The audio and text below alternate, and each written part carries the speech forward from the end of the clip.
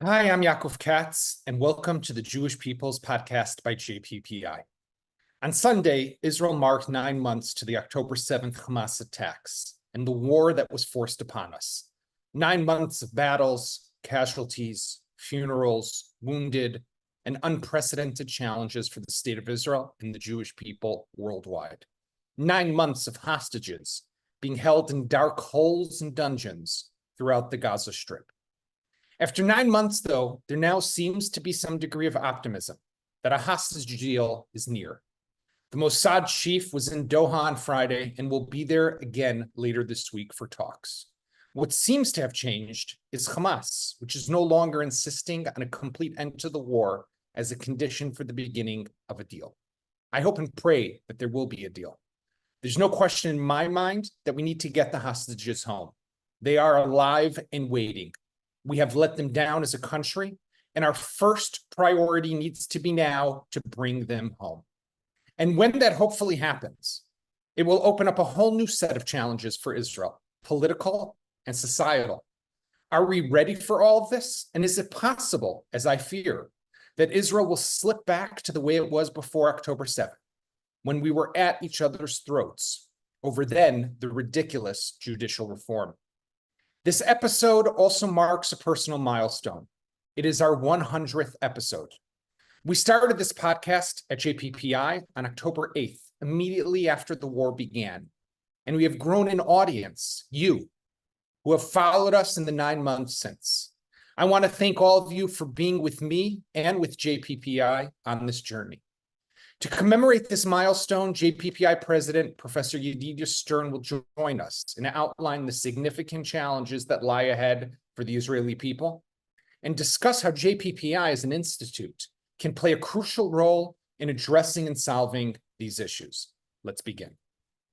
Yedidia, it's great to have you back on the JPPI webinar podcast. Thank you so much for joining us. And I think there's obviously a lot to talk about. We're 9 months into this war now, and we're having this conversation, you and I, because this is also the 100th episode since we started this idea.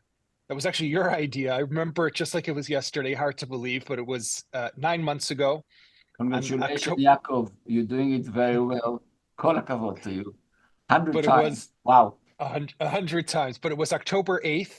That was actually the day after October 7th, of course. So the war had just begun. I had just started with JPPI. I just had the privilege of joining, and we all jumped on a Zoom call that morning. And your question was, what can we do as JPPI now that this war is happening? And your idea was to start with a daily webinar aimed at the world to try to educate, give analysis, and provide information. We did that every day for 6 weeks, and then we transitioned to twice a week, which is the format that we currently have, but marking 100 episodes, and 9 months to the war. I feel like it's a good time to zoom out for a second and get your kind of overall national and Jewish peoplehood perspective. So if we start just internally inside Israel and we look at the war, there's obviously, I would think, two very big dilemmas that Israel's facing at the moment. The first is what seems to be some optimism on the table now for a possible hostage deal, one that seems to show that Hamas has moved a bit the needle and they are now no longer insisting on a complete Israeli end to the war, and that allows Israel to continue to pursue a possible deal. That's dilemma one. And it's a big dilemma because there's a price to pay for Israel to get back those hostages, but also a political dilemma for the prime minister. And then there's the second dilemma, which is what happens when and if there is a ceasefire. Where do we go from here as a country? So break it down for us. Okay, you put a lot on the table. Let's try to take it one by one.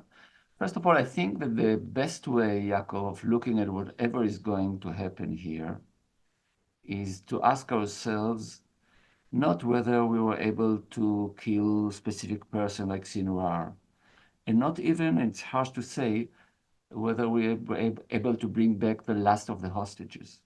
The major issue, I think, for the survival of the state of Israel is the deterrence issue. After 9 months, what happened to the Israeli deterrence in the region and around the globe? And the answer to this is not so simple and not necessarily flattering to us right now. There's on one hand and there's on the other hand. Let me try to explain what I mean. When you look on what happened in Gaza Strip in the last 9 months, I think Israel did much more than anybody anticipated in the beginning. Much more. I don't think that the Gazan people assumed that this terrible disaster will happen to them. We know that about a third of the buildings collapsed or damaged, total damage. We know that a few tens of thousands of people were killed. About a third of Hamas was killed. Almost every infrastructure was destroyed that can aim at Israel's security was destroyed. A major success. We paid a terrible price in human life, Israeli soldiers, and many, many people are wounded.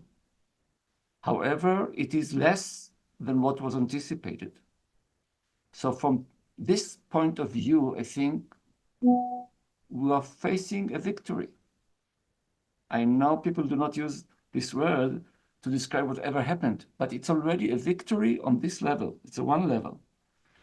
I don't think that any of our neighbors will rush to attack us again in the near future when they see what happened for those who tried this.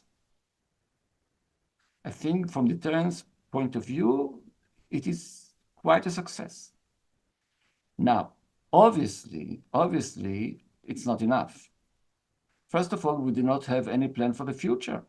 Israel as a state did not come with an idea about the day after, and this current success might collapse if Israel will not be able to translate it into some kind of a plan, diplomatic plan for the day after. And this is a failure so far. This is a failure for the government of the state of Israel for not doing anything about it. So when I say that this is a victory, this is a pending victory, even in Gaza. Now, when you move, Yaakov, to the north, it's total failure from the deterrence point of view. It's true, we are killing, we have tactic victories here and there, we are causing damage to the Hezbollah. However, the fact is that our enemy is attacking Israel on a daily basis, and they do not stop to do it. And we have a security zone within Israel, not within Lebanon. So from the deterrence point of view over there, we cannot agree to accept a ceasefire under these conditions. We might agree to a ceasefire for the time being, but this is not, I think, a good equilibrium for Israel from the deterrence point of view. When you add to it the Iran situation, Iran was attacked Israel in a very massive way. We were not prepared for it, apparently. We didn't think it would happen. And they crossed mentally I would say the river, the threat for them to attack Israel was diminished. They did it successfully in the sense that they actually did it. Again, we cannot live with this for the long run. When we are exposed to attack by a state, when 300 missiles and other, weapon was thrown at us. So when you look at all of this, we're in the middle of the way. Right. Now, when we talk about the hostages specifically, and we know that there is a deal right now on the table, interesting enough, just the rumors about the deal caused the Israeli stock exchange to jump almost 3%. Wow. I mean, Israel is being attacked right now by the Hezbollah, and the stock exchange is positive about the future. It's quite amazing. The Israeli spirit is being presented by market forces. It's a nice way of looking at it.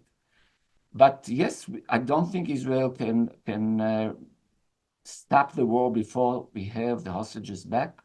I think the Israeli spirit needs it. I think majority of Israelis want all the hostages to come back, but majority of Israelis do not agree to cease the fire permanently just because of the hostages deal. So Netanyahu, when he is stubborn about insisting not to stop the war, I think he has the majority of Israelis behind it. We measure it, we know it, this is a fact. Another issue, Yaakov, is what will happen if we'll have a ceasefire for a few weeks or more than that, and we'll start to see our sons and daughters coming back from Gaza, alive or not alive. What will happen within Israel? To tell you the truth, Israel needs a restart on a social, on the society level. We need a restart. Right now, the level of trust of Israelis at the government is very low. We know it. About 3/4 do not trust the government. Even more than half of the voters of the right wing in the last election does not support the current government. We cannot deal with the deterrence vis-a-vis Lebanon, Hezbollah, and deterrence vis-a-vis Iran if we don't have trust. When we don't have trust in the government. Even more so, and this is a big deal for me, Yaakov, for many years we know that the Israeli public does have trust in the army. It's usually 80% trust. And everybody can understand it. Our kids are in the army. Obviously, we trust the army. Right. Right now, it's changing in front of our eyes. And it's a bit less than 50% support, not in the army, but in the officers of the army. The commanders of the army. In the commanders of the army. Things should be different, obviously. Yeah. Israelis are going to go into a big sacrifice in the near future, most likely. We need to have a rebond ourselves around the army and around the government. And this entails replacing the head of the army. They said already they're going to be, they are responsible, they take responsibility. I think once we have a ceasefire, it will be a good time for them to, we'll thank them for a lifetime service for the country, but it's time for them to go. This will bring us into an unstable situation. When you have an election in the midst of a war practically, and the heads of the army are being replaced by other people, the whole thing is going to be quite fragile. It will be a dangerous moment for us. But Yedidia, this scenario you're playing out. So if we go with the ceasefire, Herzi Halevi, the head of the army, steps down as he said he would. Ronen Bar, head of the Shabak, steps down as he said he would. And other officers, I presume, would also take responsibility and go home. What this will do is it'll have a two-sided effect. On the one hand, it will set off the calls for, okay, these guys went, Netanyahu, your turn. On the other hand, you will have the Netanyahu group that will say, no, they took responsibility because they're responsible. Netanyahu is not responsible. So we'll have a divergence of the two narratives that we've already seen. We saw what that did to us. So are we on track to going back to where we were before October 7th, when we were ripping ourselves apart again? Well, it is a possibility, obviously, because the identity crisis we are having, the disputes we are having did not disappear. They are still with us. People have the same ideas. What we really need, and this is really my wish, and I think majority of Israelis will agree, we need, after the new election, a unity government, which include the Likud, and include Lapid, and include Gantz, and Lieberman, and Saar, and maybe even Yair Golan, maybe yes, maybe no, you know, the left in Israel, will not include the far right because they will not want to be included. And this unity government will have to have a new deal with Israeli society. We'll have to understand that we are in an existential moment. And I think most of Israelis will vote for those leaders who will promise them that if they will win, they will not run alone. They will run with the other people who are not on the extreme. Does that mean, Yedidia, though, that it's you're saying, what you're basically saying is enough with the era of disqualifying the other? And does that mean that even with Netanyahu still in charge of the Likud, you are saying we can't, whatever the election outcome is, if he runs and wins, and you've been calling for elections for a while now, as saying that we need to go to an election to restore trust in whatever government comes out of that. But you're saying is stop with the disqualification. Netanyahu of the other side and the other side of Netanyahu. It's time to sit together. Despite the case, the criminal charges, the criminal case of Netanyahu, am I understanding you? Yes, you understand me correctly. Who are we to say who will lead the Likud? The Likudniks, they vote for their leader. I mean, we have to accept the vote of the people, even if we do not like it. What we need is, if Likud will be the biggest party, Netanyahu will be still there, so he will be the leader again. I don't think it will happen. No chance it will happen. I don't think enough people want this to happen. But so be it. I think we have to accept the rules. We cannot disqualify each other. We saw what happened last time we did it. Yeah. This is the most dangerous aspect.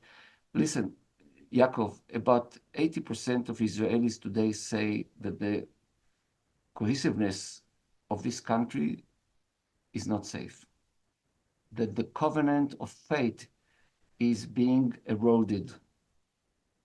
We have so many challenges. Number one on our list should be to be one as much as we can when we face our enemies. It doesn't mean that we agree on the details, but obviously we're all Zionistic. We all understand who our enemies are, and the public will vote knowing whatever happened in the last 9 months and before that. In 23, when we have this amazing debate, democratic debate about the rules of the game in Israel, and the idea of not preparing IDF as it should be, obviously, and the responsibility, and people will go to the ballot and make the decisions. I obviously accept the decision, whatever it may be.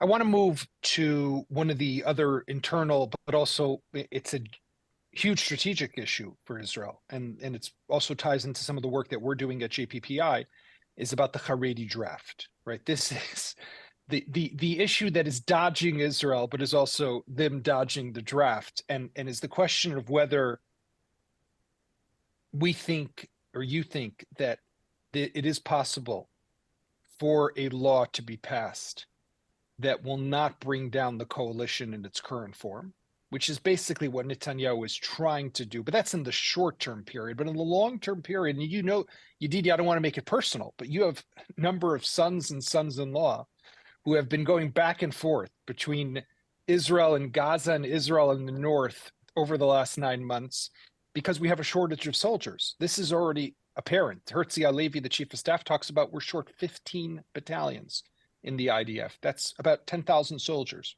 give or take. We don't have where to take them from. We have people who are serving 3 months and have done already 3 months, came back now for a month, and are being told in September and October are coming back for 2 months. For reserves, we need more soldiers.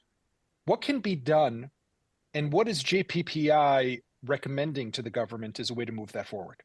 Yeah, we're very much involved with this. Hopefully we'll be able to move the needle, and more than moving, but changing the whole situation. But first, the facts. Right now, every year, a cohort of 12,000 young Haredi men are reaching the age of 18. 12,000 a year. Out of them, about 12 to 15% are going to the army. So the majority, large majority, is not going to the army. And as you mentioned, obviously, we need them. We need them. They are right now about 20% of the cohort. In a few years, it will be 25%. Israel cannot survive without them, period. It's not a fancy thing of equality. It's not only being fair and moral. It's existential need. I think the Haredim understand this. You have to understand that the Haredim are like all of us. Some of the leaders are crazy. Some of the leaders benefit from being crazy. But when you talk to the Haredim face to face, and I do it all the time, they understand it. It doesn't work. Now, out of the 12,000 men a year, maybe 4,000 are really learning Torah, full-time job, as they say they do. 2/3 of them are not necessarily doing what they promise to do. Some of them do learn and work at the same time, which is not allowed, and some of them do not study at all.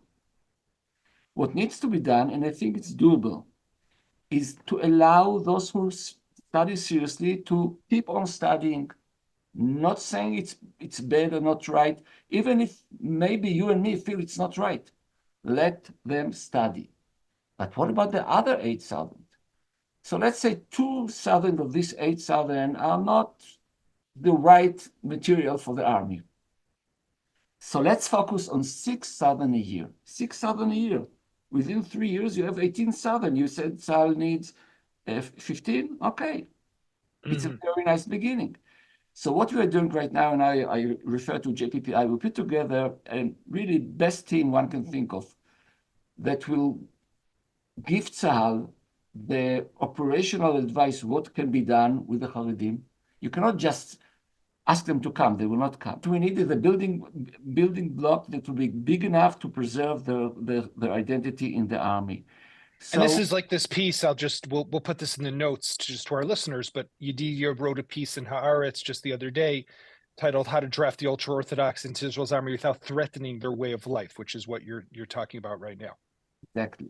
Now, assuming we can convince them to go to the army and to be in the army as fighters, not just as mashgichei kashrut, kosher certificate kind of suppliers, but to really join the army, it might happen. So we put together a group of people who are generals in the army, people who are economic advisors to the army, the chief economic advisor to the army, people with legal expertise, the number 2 on the Attorney General office, and we put together a plan. Within 2 weeks, this plan will be supplied by JPPI to the Israeli government, and I really hope that it will make the difference, and eventually we'll be able to see Haredim in the army. Should be supplemented by a law that will sanction economically Haredim who are not studying and not serving in the army. When you say also not to undermine their identity, what do you mean by that? How do you do that practically? Because one of the things that I often hear from Haredim, which I push back on, of course, but is that we're afraid that our sons will go to the army and they'll come back not Haredi. The obvious answer to that is we're afraid our sons go to the army and they don't come home. Yeah, no, I understand the fear. And you have to answer this fear in a serious way, because otherwise they will not come to the army from practical point of view. And the idea should be that a group of Haredim in the army will be at least 400 Haredim together. Mm-hmm. This is the number that can secure them, so they will have their own kitchen. They will see themselves mainly, not other people. They will have their own base wherever it is. Now, the army can really accommodate it, and that's what you're trying to do, to show the army how it can be done. Just give you an example that everybody can understand. Israel should protect the borders along the border with Jordan and with Egypt. Okay, why don't the Haredim take over these borders and using their groups as a group over there? So they will not mingle with the rest of the army, but they will be very, very fruitful. Why don't they be able to operate the Iron Dome? They can learn what to do, and they can do it. And again, we're talking about in a secluded way. Yeah. Secluded way. So we have to think along these terms. The army is actually listening to these kind of ideas. And I think eventually, if the Haredim will feel comfortable with this, they will come big numbers. I want to shift gears for a moment. We're talking as the results from the second round of the French elections are coming in. And all indications are that across Europe right now, we're seeing a rise in the far right. Yeah. And in far right extreme parties. You see this you saw that in the European parliamentary elections. The one I would say, outlier is what happened in the United Kingdom with the victory of Labour, but that is considered to be the outlier. Everywhere else, that's where it seems to be the trend. JPPI will be holding later this week, actually, a webinar about the rise of the far right in Europe and what does this mean. But one of our concerns, obviously, as the Jewish People Policy Institute, is looking at what is the future for the Jews and and particularly in this case, European Jewry, which we had the last podcast webinar on Thursday was with Robert Ejnes, who's the executive director of the CRIF, the Consistoire in France, talking about the situation there. But I'm curious, when you look at the reality of what's happening in Europe, things do look dire there. Where do you see Israel as a government maybe playing some sort of role, or is there something that we need to do more to ensure the security and the sustainability of the Jews? Well, it's not only the security, it's the future. Do you think that Jews in Europe may stay there for the longer run? You have to realize when Herzl was convening the first Zionist Congress, 90% of the Jewish people worldwide were European. Right. Now it's only 9% of the Jewish people, about 1.25 million all over Europe. That's number one. Number two, the Islam is obviously growing very fast in Europe. Right now, it's about 5% of the population in the EU is Muslims. In some places, are 20 and 25% already. And they're not Jew lovers, and they're not going to be Jew lovers in the near future. Now, because of the Islamic wave and the immigration, we see two major phenomena. On one hand, the growth of the extreme right. By the way, Yaakov, even in England, it's not the outlier. No, Nigel Farage, of course, the Reform Party. You're right. Yeah. 10 million Brits voted for him. 10 million. Yeah. It is not represented in the parliament because of the system over there. But 10 million Brits voted for him. And just by the way, so our listeners know, Yedidia was born, I think, in England, right? Is that a historical fact? A very important fact for the discussion. Anyhow, so even in Great Britain, where democracy is quite safe over there, you see the tendency to the far right. And listen, just last month, there was a vote for the European Parliament every 5 years. And we know the outcome. The outcome is about quarter of the seats in the new parliament for the next 5 years will be populated by the extreme right. About quarter of the parliament of Europe, extreme right. Now, some Israelis feel that's not so bad because the far right is against the Muslims. So the enemy of your enemy is your friend. Well, to some degree, it's true for immediate. It gives us some kind of comfort immediately, but for the longer run, I don't think we can count on it. I don't think Jews want to hug with the far right. We know what happened last time when the far right had a power. We don't want it. Just think about it, Yaakov. You are a French Jew. You have to vote on Sunday. What are your options? Either you vote for Le Pen, 30%, 32% of Jews in France are voting for her, or you vote for Macron, but Macron already said he's going to have a coalition with the far left. And they are anti-Semitic on the face of it. I mean, it's clearly anti-Semitic. Yeah. So what are you going to do? You don't have an option. So what I can tell practically, this 1.25 million should feel unsafe in Europe. It's not a question of how do you secure shchita tomorrow, or how do you secure your shul. Can you really have a new generation of Jews in Europe? Well, the only guarantee they have is the law of return. That's the law of which gives them the ability to immigrate to Israel, right? Yeah, and that's, you ask yourself, why do we need a Jewish state? Here you have a very clear-cut answer from existential point of view. If you want to escape, you can escape here. But realistically, I don't think the Israeli government can do much to help European Jews. I think we have to be smart in handling the center and cutting deals with the center. But when you look seriously about the future is that Europe is not going to be a place that love Jews.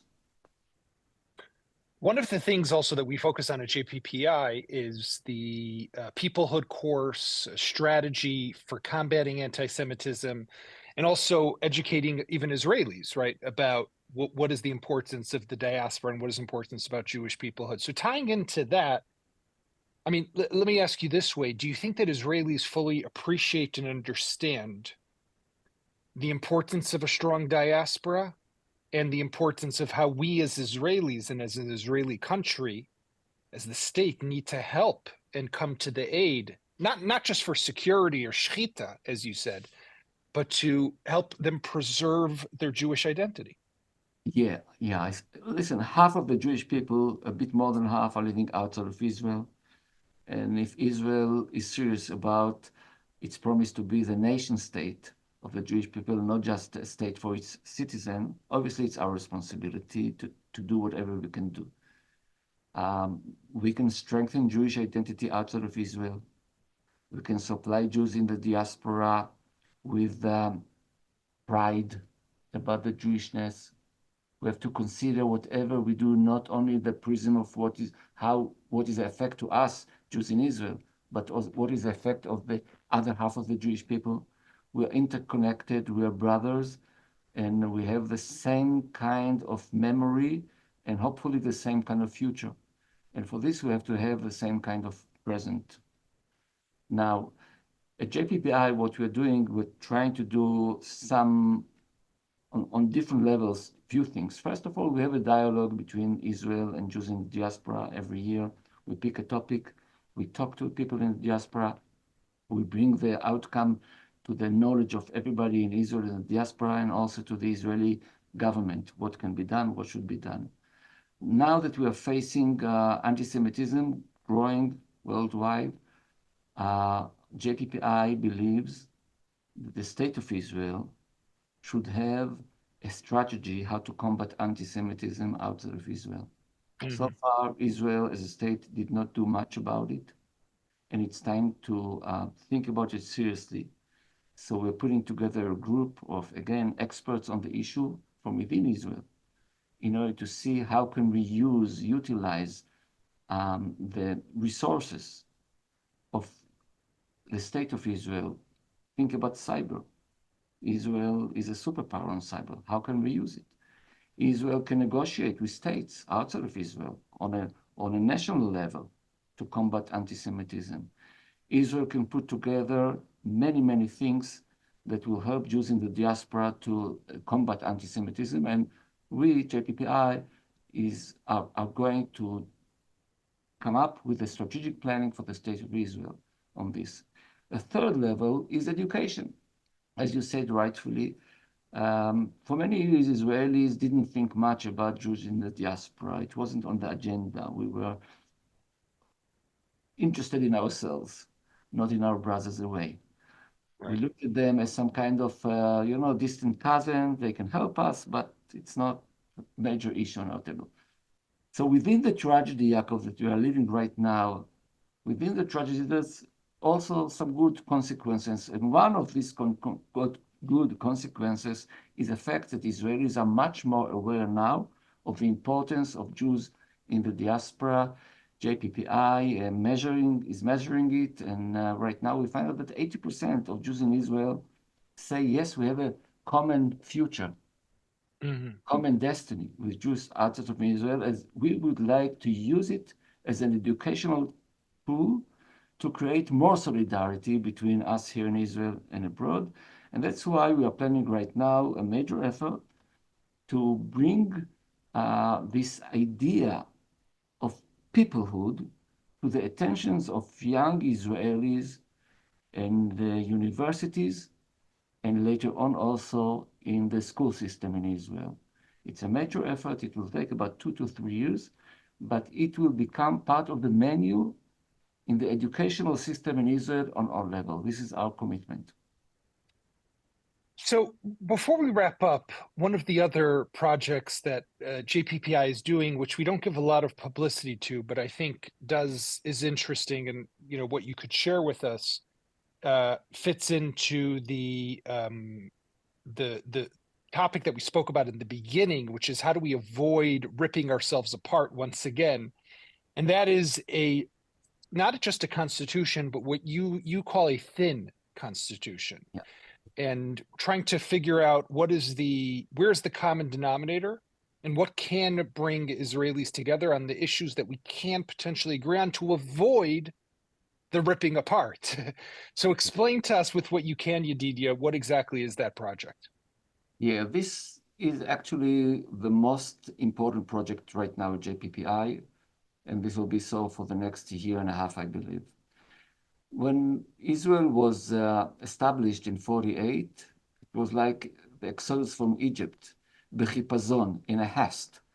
So we didn't have time and enough attention to build the infrastructure for the state of Israel from institutional point of view. So obviously we have the three branches of government, but we did not define the role of each one of them and the relationship between each one of them. And we did not secure the status in a constitutional way, which opened the door for abuse of these institutions. And what we saw in 23, this government with the judicial reform, they basically wanted to change the nature of the state of Israel by moving power from one branch to another, using the 64 Knesset members that they have. This caused the eruption, which we are all aware of. Personally, I put together a group of law professors and we tried to help out with the president. But what we were able to achieve so far is to eliminate the reform. Mm-hmm. But obviously, again, there is no equilibrium, right? There is no safe that the next government will not go back. It might be a right-wing government, might be a left-wing government, doesn't matter. The winner might take it all. So what needs to be done, and this is our project, is to bring in to the national table vast majority of Israeli parliament members to agree about the rules of the game. What should be the rules of the game? How do we legislate law in Israel? How do we legislate basic law? What is the authority of the court? What is the authority of the government and of the parliament? Attorney General right now is under danger in Israel. People want to fire the Attorney General. Should we secure it? And if yes, how? So what we are doing right now, Yaakov, we have a group of 14 law professors and people from academia and from the field itself, headed also by a Supreme Court Judge Eliakim Rubinstein and by the legal advisor of the Knesset, etc., best people. And we sit 2 days a week. It's already half a year. And we're trying to come up with a solution for this.